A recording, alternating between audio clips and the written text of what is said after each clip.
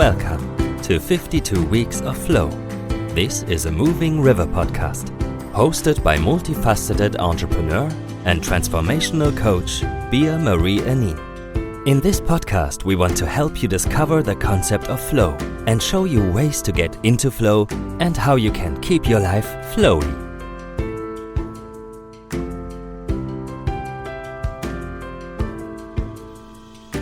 Hello, and welcome to 52 Weeks of Flow, the podcast that delves into the depth of human potential and the transformative power of flow. My name is Bea-Marie, and I'm your navigator on this voyage of discovery and transformation. In today's episode, we're going to tackle a giant that stands between us and our ultimate state of flow. Procrastination.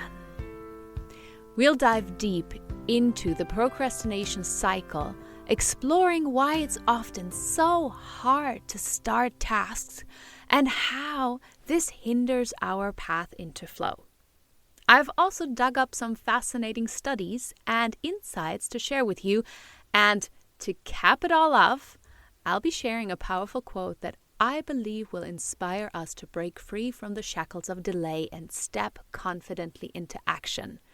And to top it all off, I'm going to tell you what a tomato has to do with it.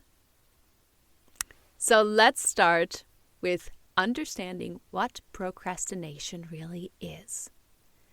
It's not just laziness, as many might think.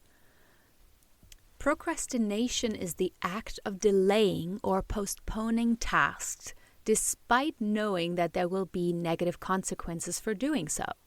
It's a common human experience, affecting nearly everyone at some point in their lives. But why do we do it? At the heart of procrastination lies the procrastination cycle. This cycle begins with an initial feeling of overwhelm or anxiety about a task. Instead of tackling the task head-on, we seek out immediate comfort in avoidance or distraction. This temporary relief is short-lived because the anxiety about the uncompleted task soon returns, often with increased intensity due to the decreased time left to complete the task.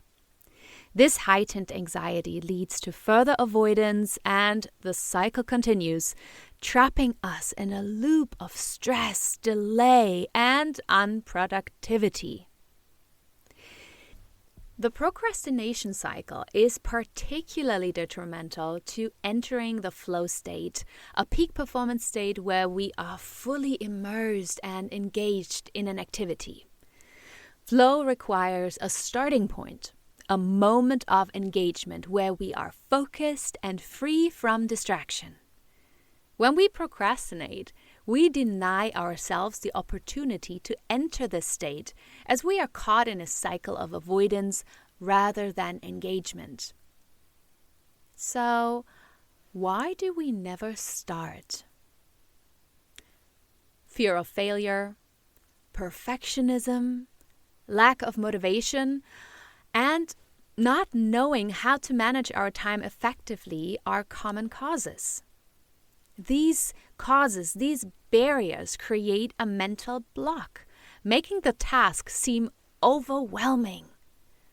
Additionally, our brains are wired to prioritize immediate rewards over long-term benefits, making procrastination a natural tendency for many. To understand the impact of procrastination further, let's look at some studies. Research published in the Journal of Psychological Science suggests that procrastination is not just harmful to our productivity, but also to our health. Procrastinators tend to have higher levels of stress, which can lead to serious health issues over time. Another study from the University of Sheffield found that procrastination can negatively affect our sleep, leading to a vicious cycle of delaying tasks and then losing sleep over them. But it's not all doom and gloom. Breaking the procrastination cycle is possible, And the key lies in understanding and addressing the underlying reason for our procrastination. Techniques such as breaking tasks into smaller, manageable parts, setting clear and achievable goals, and seeking support from mentors or peers can significantly help in overcoming procrastination and paving the way to flow. Before we dive deeper into strategies to combat procrastination and embrace flow, let's draw inspiration from a powerful quote by Victor Kiam, an American entrepreneur, who said, "Procrastination is opportunity's assassin." Procrastination is opportunity's assassin. So this quote reminds us that by giving in to procrastination, we're not just delaying tasks. We're killing the opportunities that come with completing those tasks. It's a wake-up call to take action, to move forward despite the fear and uncertainty that might hold us back.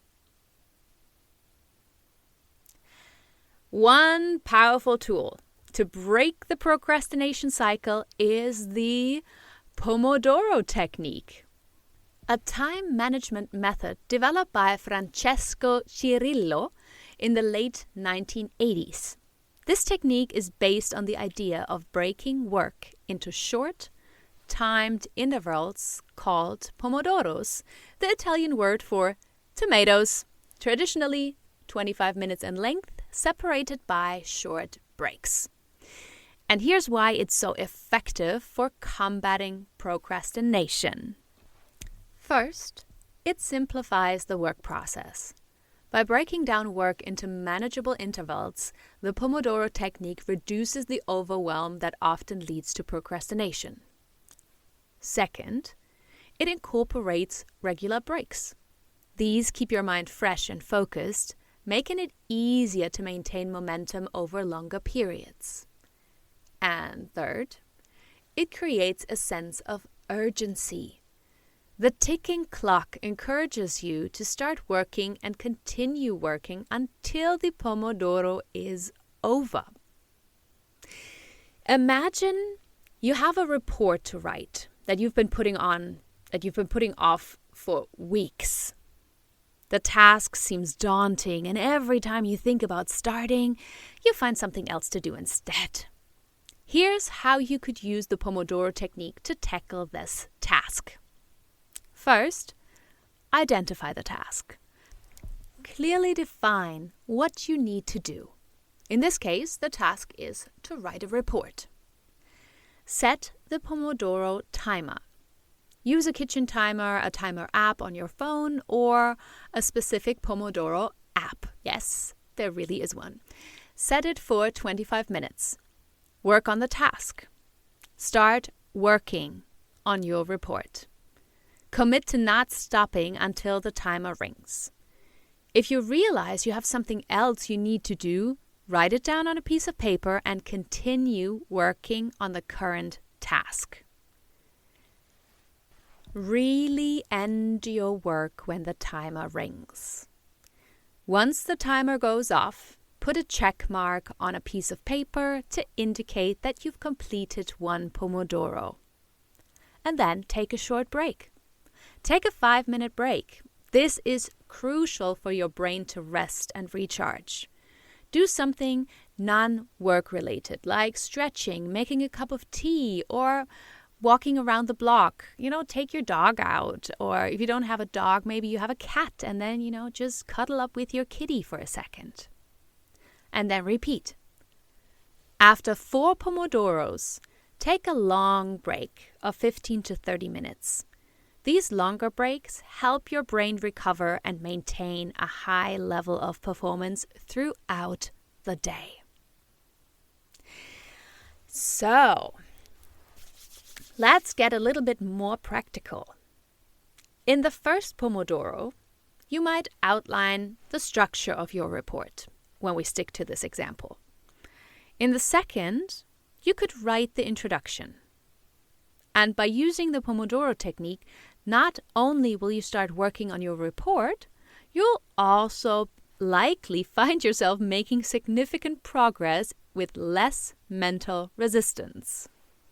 The simplicity of the Pomodoro technique lies in its ability to make any task seem less daunting. You're not committing to hours and hours of work at a stretch. You're just focusing on short, productive bursts followed by a break. This method can dramatically reduce procrastination by making tasks feel more manageable and by providing frequent rewards in your breaks for your effort, thus leveraging the psychological principle of positive reinforcement. My Pomodoro for this podcast is over now, so that's it. That's it for today. That's our show. Thank you for tuning in and listening to 52 Weeks of Flow podcast. I'm giving you a virtual high five over here right now because you finished another amazing, mind-blowing episode. If you have a second, can you please rate and review the show? It would mean the world to me, and be sure that I read every comment from you. It also helps me bring on more incredible guests, and it will help us reach more people and shift their life into flow. It will only take 10 seconds, and it will truly mean the world to me. And if you are not done and like to know more, don't forget to subscribe to our channel and to our newsletter at www.superwoman.coach to never miss out on any news, discounts, trainings, workshops, and healings. Thank you again for listening to the 52 Weeks of Flow podcast. And until next time, keep shining, keep learning, keep growing, and keep flowing.